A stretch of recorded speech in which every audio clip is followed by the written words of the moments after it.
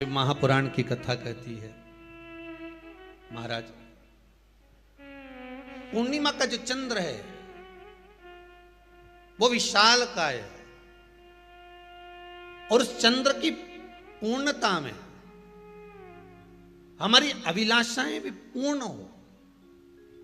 आप आस्था चैनल के माध्यम से जितने लोग कथा सुन रहे हैं, फेसबुक यूट्यूब पर जितने कथा सुन रहे हैं और कुबेरेश्वर धाम में जितने कथा सुन रहे हैं, आप में से कितने लोग हैं जो पूर्णिमा का व्रत करते हैं? जो माताएं करती हो जरा हाथ उठाइए।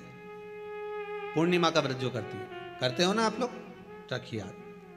अब पूर्णिमा के व्रत में आपने कई बार किताब पढ़ी होगी पूर्णिमा की, या आपने व्रत किया होगा, या पूर्णिमा का व्रत आप धारण करे होगे, तो उसमें पूजन कौन से भगवान की होती? पूर्णिमा के व्रत में किस भगवान की पूजन होती है? तो कहा पूर्णिमा के व्रत में केले के खंभ लगाकर पूर्णिमा का जो अध्यापन होता है, पूर्णिमा की जो पूजन होती है, उस पूजन में शंकर और पार्वती की पूजन की जाती है,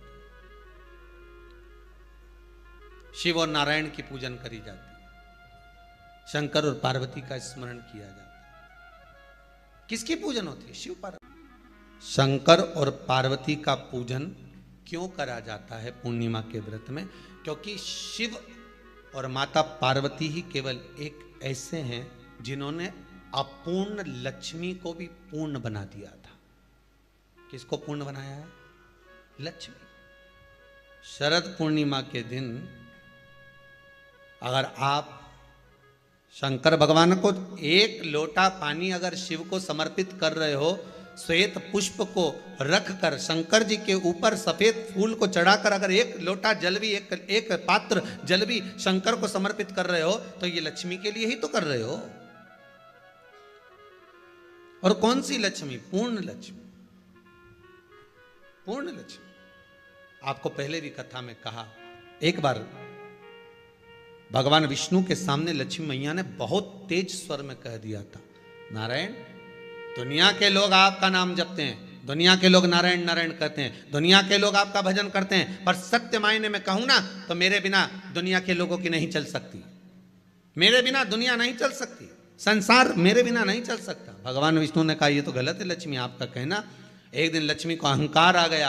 अहंकार के संबोधन जब माता लक्ष्मी करने लगी तो भगवान, उसी समय पर भगवान विष्णु को क्रोध आ गया और भगवान विष्णु ने कह दिया, लक्ष्मी तू इतनी बड़ी बड़ी बात कहती है कि तेरे बिना नहीं रह सकती संसार। मैं तुझे कहता हूं लक्ष्मी, तू अपूर्ण है। तू अपूर्ण है, तू पूर्ण कब हो गई? आप मुझे अपूर्ण कह रहे हो, आपको ये ज्ञात हो रहा है? आप मुझे अपूर्ण कह रहे हो? भगवान कहते हैं, हाँ लक्ष्मी, मैंने तुझे अपूर्ण कहा है। अपूर्णता का मतलब आप जानते हो ना? भगवान कहते हैं, लक्ष्मी मैं सब जानता हूं। लक्ष्मी रोती हुई माता सरस्वती के पास पहुंच गई। सरस्वती ने पूछा, क्या बात है लक्ष्मी, क्यों रो रही हो? लक्ष्मी जी ने कहा, क्या बताऊं सखी, मेरे पति ने आज मुझे अपूर्ण कह दिया है। तो क्यों रो रही है तू? अपूर्ण अगर कह दिया, पति ने ही तो कहा है ना, तो क्यों रोना? चल मेरे साथ में।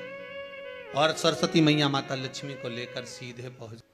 क्या हुआ, क्या है ऐसा जो तुम दोनों आज मेरे पास में आई? क्या हुआ?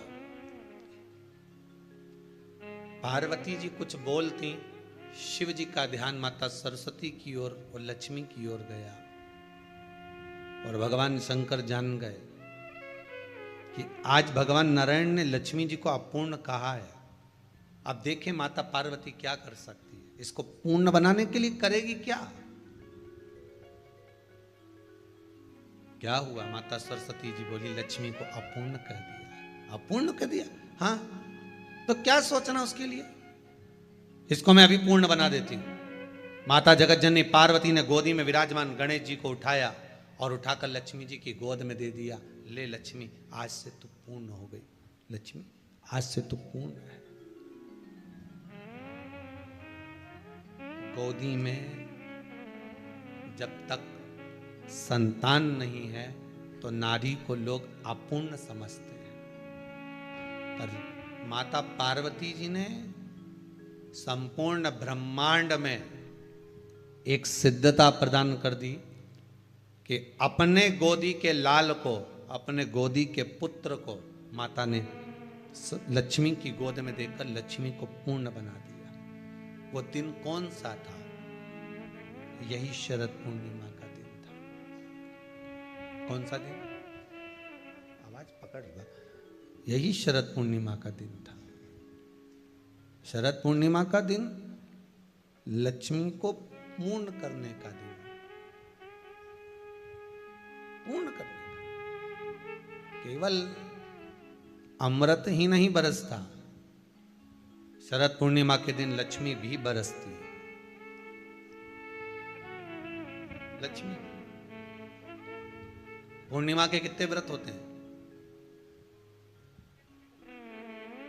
बोलते जाओ, जरा जल्दी जल्दी बोलो। पूर्णिमा के नारियों को, स्त्रियों को अखंड सौभाग्य के लिए, जो नारी वैधव्य नहीं होना चाहती है, उस नारी को पूर्णिमा के कितने व्रत करना चाहिए? जिस नारी के यहाँ संतान नहीं हो, औलाद नहीं हो, उसको पूर्णिमा के कितने व्रत? श्री स्वाहाय नमस्तुभ्यं, हर हर महादेव। आशा करते हैं यह वीडियो आपको पसंद आई होगी।